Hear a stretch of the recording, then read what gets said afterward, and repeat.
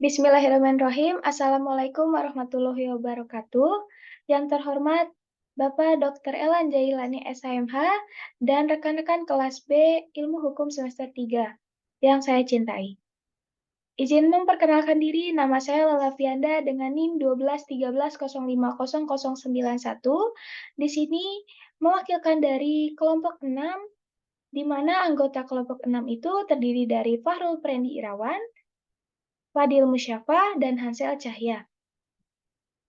Izinkan saya untuk mempresentasikan materi mengenai kelompok 6, yaitu terdiri dari hierarki peraturan perundang-undangan, landasan pembentukan peraturan perundang-undangan, dan jenis peraturan perundang-undangan yang berlaku dalam sistem ketatanegaraan Republik Indonesia berdasarkan Undang-Undang Dasar Negara Republik Indonesia tahun 1945 dan Undang-Undang Nomor 12 tahun 2011 tentang pembentukan peraturan perundang-undangan. Untuk mempersingkat waktu, saya akan menjelaskan lebih lanjut materi-materi yang sudah saya jelaskan. Negara Indonesia merupakan negara hukum, di mana sebutan sebagai negara hukum ini sudah pastilah negara Indonesia memiliki peraturan perundang-undangan. Nah, bentuk perundang-undangan ini berfungsi untuk mengatur masyarakat dan pemerintah ke arah yang lebih baik lagi. Dalam membentuk suatu peraturan perundang-undangan, dibutuhkanlah konsep yang baik dan juga matang.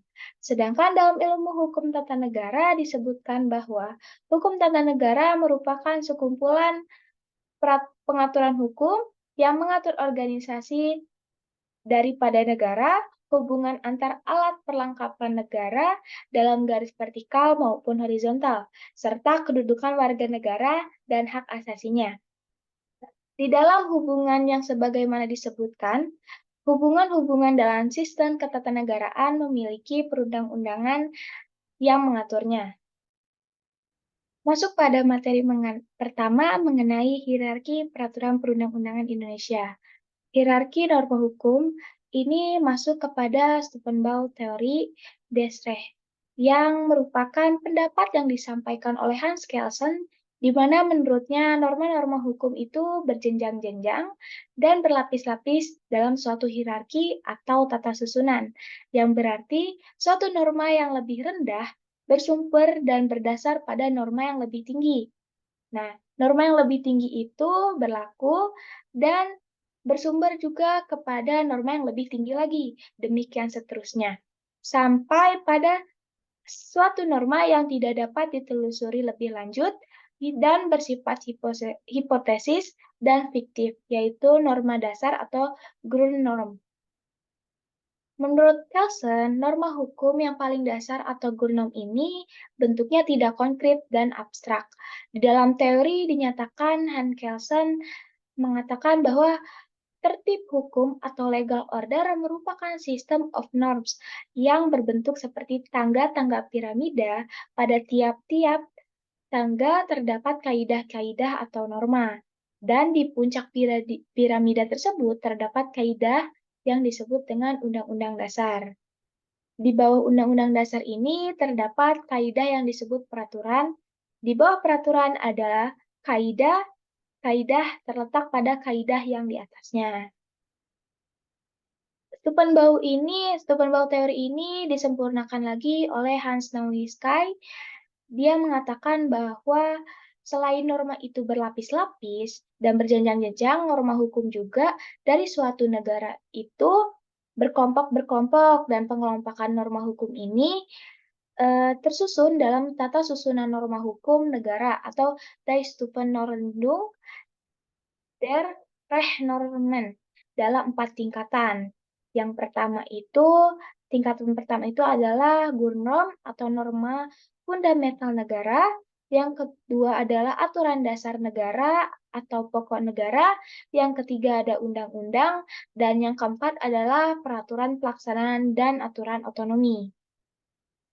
Peraturan perundang-undangan Republik Indonesia atau hierarki ini mempunyai 7 hierarki atau 7 pembentukan berdasarkan TAP MPR nomor XX MP garing MPR garing 2000 dan berdasarkan Tap MPR nomor 3 garing MPR garing tahun 2000 berdasarkan Undang-Undang nomor 10 garing 2004 berdasarkan Undang-Undang nomor 12 garing 2011. Nah, berdasarkan Tap MPR ataupun undang-undang yang saya sebutkan itu merupakan amandemen ataupun perubahan dari masa ke masa dari hierarki peraturan perundang-undangan. Dapat teman-teman lihat bahwa perubahan ini terjadi karenanya adanya amandemen dari tahun ke tahun. Baik, selanjutnya kita akan masuk ke materi kedua, yaitu pengertian undang-undang dan peraturan perundang-undangan, di mana dapat dijelaskan undang-undang itu adalah sebuah peraturan yang mengikat setiap orang selaku warga negara untuk mengatur, menganjurkan, menyediakan dana, menghukum, memberikan, mendeklarasikan, atau membatasi suatu hal. Undang-undang ini dibuat untuk mengatur kehidupan bersama sebagai alat untuk mencegah kerusakan-kerusakan yang mungkin ditimbulkan oleh oknum, pribadi, atau kelompok dalam lingkungan masyarakat. Undang-undang ini ditetapkan atas persetujuan bersama antara DPR dengan Presiden. Di dalam hukum positif Indonesia, menurut Undang-Undang Nomor 10 Tahun 2004 tentang pembentukan peraturan perundang-undangan, di mana peraturan perundang-undangan disebutkan merupakan peraturan tertulis yang dibentuk oleh lembaga negara atau pejabat yang berwenang dan mengikat secara umum. Definisi ini mencangkup mengenai pemahaman wet in formal zin sekaligus wet in material zin. Sedangkan undang-undang didefinisikan sebagai peraturan perundang-undangan yang dibentuk oleh Dewan Perwakilan Rakyat dengan persetujuan bersama Presiden, di mana pasal 1 angka 3 Undang-Undang Nomor 10 Tahun 2004 Jo Pasal 5 ayat 1 dan Pasal 20 Undang-Undang Dasar 1945. Definisi ini hanya mencakup pemahaman mengenai wet informal zin saja. Peraturan perundang-undangan berarti peraturan mengenai tata cara pembuatan peraturan negara. Sedangkan jika yang dimaksud dalam peraturan negara atau peraturan yang dilahirkan dari perundang-undangan, cukuplah dengan menyebut peraturan saja. Baik, selanjutnya adalah landasan pembentukan peraturan perundang-undangan, di mana yang kita ketahui konsep pembentukan peraturan perundang-undangan di Indonesia ini memiliki beberapa konsep pembentukan peraturan perundang-undangan yang harus sesuai dengan negara hukum. Indonesia merupakan negara hukum Pancasila yang merupakan konsep dasar dari pembentukan peraturan perundang-undangan tersebut. Karena Pancasila merupakan gurnom bagi bangsa Indonesia, selain itu juga konsep pembentukan peraturan perundang-undangan yang baik itu harus mengedepankan perlindungan HAM, terutama perlindungan hak dalam memperoleh keadilan.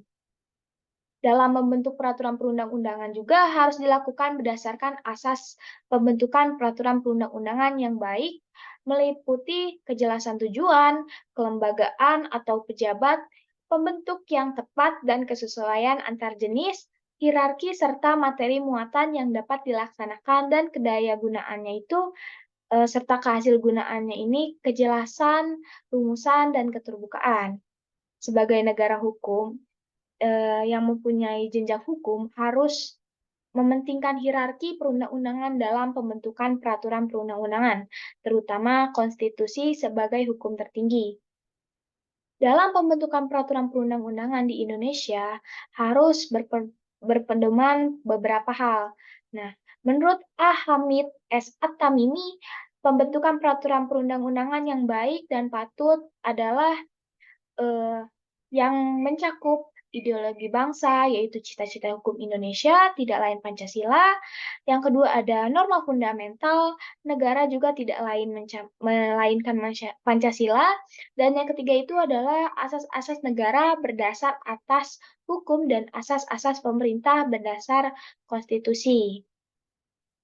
Asas pembentukan peraturan perundang-undangan yang baik itu tercantum pada pasal 5 Undang-Undang Nomor 12 Tahun 2011 tentang pembentukan peraturan perundang-undangan, di mana asas-asas ini memiliki asas kejelasan tujuan, asas kelembagaan, asas kesesuaian antara jenis, hierarki, dan materi muatan, asas dapat dilaksanakannya undang-undang tersebut, asas kedayagunaan dan kehasil kegunaan, serta asas kejelasan rumusan, dan yang terakhir adalah asas keterbukaan.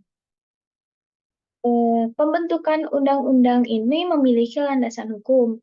Yang pertama, Pasal 22 Perubahan Undang-Undang Dasar 1945 yang merumuskan bahwa ketentuan lebih lanjut tentang tata cara pembentukan undang-undang diatur dengan undang-undang.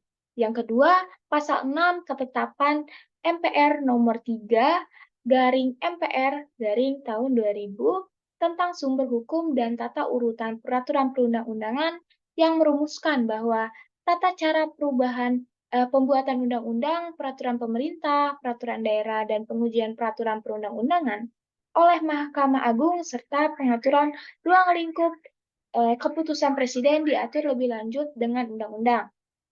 Yang ketiga adalah aturan tambahan pasal 1 perubahan keempat, Undang-Undang Dasar 1945 yang menetapkan bahwa Majelis Permusyawaratan Rakyat ditugasi untuk melakukan peninjauan terhadap materi dan status hukum ketetapan Majelis Permusyawaratan Rakyat sementara dan ketetapan Majelis Permusyawaratan Rakyat untuk diambil putusan pada sidang Majelis Permusyawaratan Rakyat tahun 2000. Yang keempat adalah pasal 4 angka 4 Ketetapan MPR nomor 1 garis miring MPR tahun 2003 tentang peninjauan terhadap materi dan status hukum ketetapan Majelis Permusyawaratan Rakyat sementara dan ketetapan Majelis Permusyawaratan Rakyat Republik Indonesia tahun 1960 sampai dengan tahun 2002 yang menyatakan bahwa ketetapan Majelis Permusyawaratan Rakyat ini Rakyat nomor 3 garis miring MPR tahun 2000 tentang sumber hukum dan tata urutan peraturan perundang-undangan tetap berlaku sampai terbentuknya undang-undang. Berdasarkan beberapa ketentuan itu, maka diajukanlah rancangan undang-undang usul inisiatif Dewan Perwakilan Rakyat tentang tata cara pembentukan peraturan perundang-undangan atau RUU yang akhirnya menjadi Undang-Undang Nomor 10 Tahun 2004 tentang pembentukan peraturan perundang-undangan.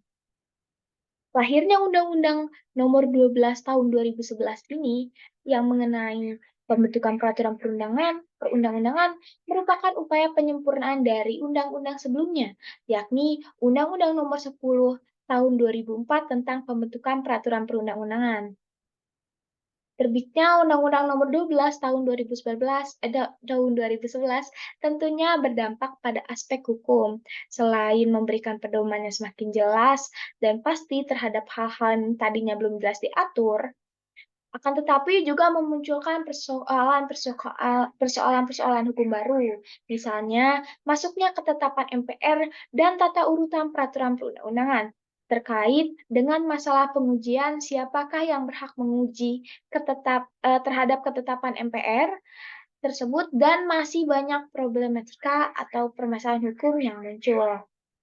Sekarang adalah materi terakhir mengenai jenis-jenis peraturan perundang-undangan yang berlaku dalam sistem ketatanegaraan Republik Indonesia berdasarkan Undang-Undang Negara Republik Indonesia tahun 1945 dan Undang-Undang Nomor 12 Tahun 2011 tentang pembentukan peraturan perundang-undangan, di mana ketentuan mengenai jenis dan hierarki peraturan perundang-undangan diperbaharui kembali setelah beberapa perubahan yang ada pada Undang-Undang Nomor 12 Tahun 2011 dikarenakan terdapat peraturan perundang-undangan yang belum tertera dalam Undang-Undang Nomor 10 Tahun 2004, seperti ketetapan MPR dan penjelasan mengenai macam-macam peraturan daerah, sehingga ditetapkan mengenai jenis dan hierarki peraturan perundang-undangan yang diatur dalam pasal 7 dan pasal 8 Undang-Undang Nomor 12 Tahun 2019,